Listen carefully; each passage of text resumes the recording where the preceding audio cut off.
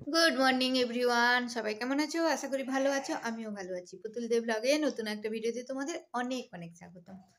তো দোকান থেকে চলে এসে ব্রেকফাস্ট নিয়ে বসে গেছি। আজকে ব্রেকফাস্টে আছে আলু ভাজা, রুটি আর সুজি। সুজিটা একটু বেশি নিয়েছি কারণ করেছি আমি, খেতেও হবে আমাকে।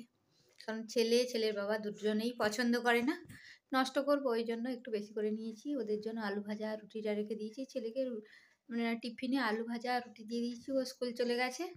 এখন হাজব্যান্ডের জন্য আলু ভাজা রুটি রেখেছি। আর সুজিটা একটু বেশি নিয়েছি আর অর্ধেক রুটি নিয়েছি। আর একটুখানি আলু ভাজা নিয়েছি। এই যে অর্ধেক রুটিটা, কারণ করেছি আমি, গিলতে হবেও আমাকে। তো সঙ্গে থাকো। আজকের বৃহস্পতিবারের লাঞ্চ মূলো শাক ভাজা, না সাদা ভাত, মূলো শাক ভাজা, রায়তা মানে শসা পেঁয়াজ টমেটো সব দিয়ে।